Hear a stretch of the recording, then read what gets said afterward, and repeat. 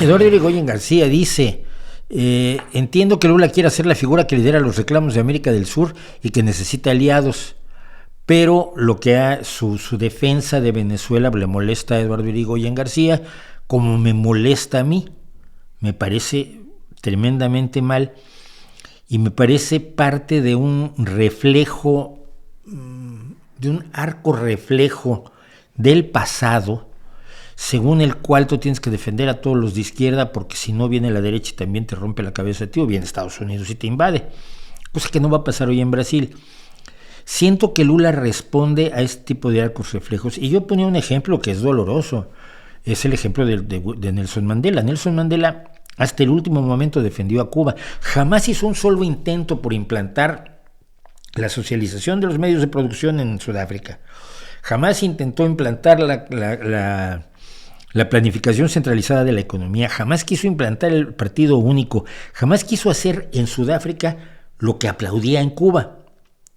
Pero lo aplaudía en Cuba por una solidaridad ideológica, yo creo, mal entendida. Ahora, mi pregunta es esta. A Mandela lo vamos a juzgar por lo que hizo o por su apoyo a Cuba. A Lula lo vamos a juzgar por sus dos exitosísimos gobiernos anteriores y por lo que resulte de este, o por su apoyo a Venezuela.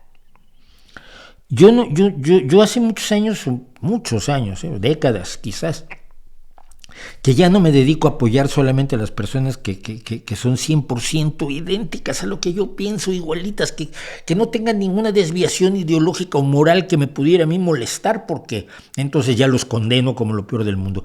Eso lo dejé de hacer hace mucho, ¿no? Yo creo que lo debemos dejar de hacer todos. Puedes condenar y condenar enérgicamente la posición de Lula respecto de Venezuela. Y te acompaño. Yo estoy totalmente de acuerdo. De allí a condenar a Lula, al Partido del Trabajo y a todo el gobierno de Lula y a todo lo que pretenda hacer Lula, o todo lo que ha hecho en el pasado, como el programa para darle dinero a las familias para que los niños fueran a las escuelas en lugar de mandar a los niños a trabajar. Yo te doy el dinero que gane el niño mientras tú me garantices que el niño va a la escuela. Es un programa social maravilloso, ¿no? Inteligente y bien desarrollado, que lo hizo el anterior gobernante y Lula lo amplió.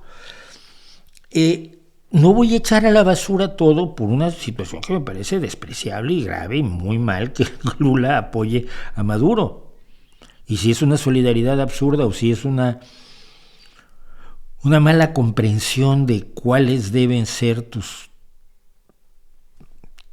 compromisos con la gente cuando tienes un pensamiento de izquierda, pues, lo que quieran. Yo creo que se equivoca. Yo he visto a gente apoyar cosas con las que yo estoy totalmente en desacuerdo, pero no por eso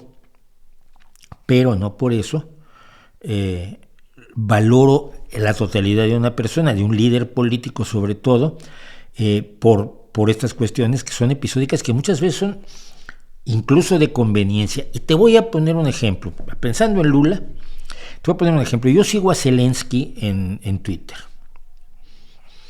Y de pronto hay bestias brutales como Erdogan. Y Zelensky, cuando gana las elecciones de Erdogan el pasado domingo, una tragedia el triunfo de Erdogan, pero bueno, los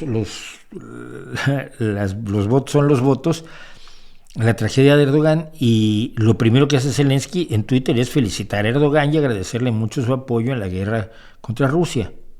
Dice, Zelensky está apoyando a Erdogan o al polaco, que es una bestia, o al húngaro, a Víctor Orbán.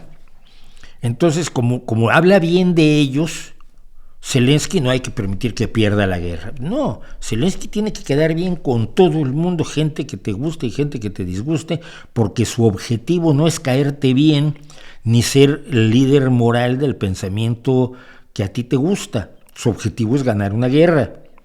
Para ganar una guerra necesita todos los aliados que pueda, de los agradables y de los desagradables. La política es así. O, para decirlo en palabras de Isaac Rabin, cuando le echaron en cara que fuera a dialogar con Arafat para ese proyecto de paz entre Palestina e Israel, que por supuesto fue reventado por los extremistas de ambos lados. Y Rabin dijo una cosa que a mí me parece siempre fundamental: tú pactas con el enemigo, tú haces la paz con el adversario en la guerra, no haces la paz con tus amigos.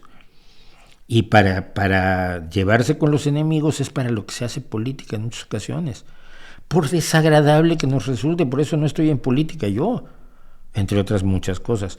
Pero, por ejemplo, no le voy a comprar petróleo a Arabia Saudita porque son unas bestias, un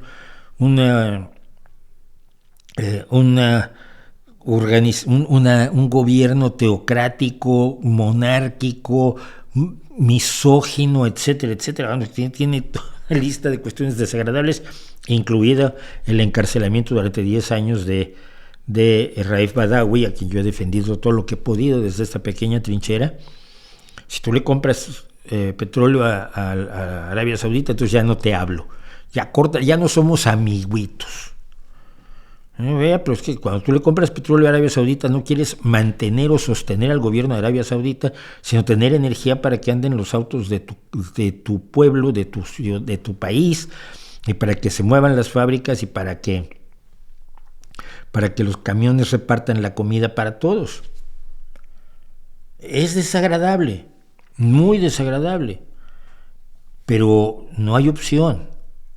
Entonces hay que saber jugar esas cosas y hay que también verlas con esa visión un poco más amplia de Estado cuando somos meramente los críticos de eso.